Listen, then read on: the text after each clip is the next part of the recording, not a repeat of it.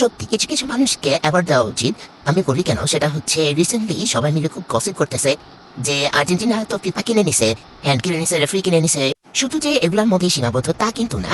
এখন কিছু কিছু মানুষ এসে বলতেছে যে তুমি আর্জেন্টিনা সাপোর্ট করো, আর্জেন্টিনা তো ইসরায়েল সাপোর্ট করে। ছি ছি। আমি বলবো ভাই, বাংলাদেশের বাংলাদেশে যে দুই দলের সাপোর্টার সব থেকে বেশি আমি যেটা দেখছি সেটা হচ্ছে ব্রাজিল আর আর্জেন্টিনা। তো আমরা ছোটবেলা থেকে দেখে আসতেছি, মানে আমাদের ফ্যামিলিতেই মেনলি ব্রাজিল আর আর্জেন্টিনা সাপোর্ট, ব্রাজিল আর আর্জেন্টিনা সাপোর্টার সব থেকে বেশি। এখন কথা হচ্ছে আমরা তার এটা দেখে সাপোর্ট করি না যে কে ইসরায়েল সাপোর্ট করে আর কে ইসরায়েল সাপোর্ট করে না। এই খেলাটা হচ্ছে সবার ইমোশন, এন্ড এই খেলাটা হচ্ছে সবার ইমোশন। এক একজনের এক এক মতামত, এক একজনের এক এক এক্সাইটমেন্ট। এখন এই জায়গায় তো আর আমরা কেউ ধর্ম, কালচার এইসব দেখে কেউ আমরা সাপোর্ট করি না।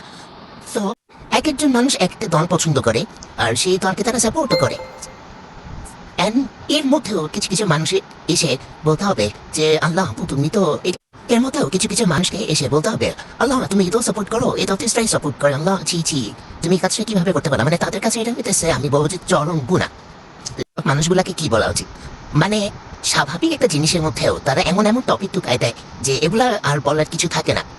So I mean like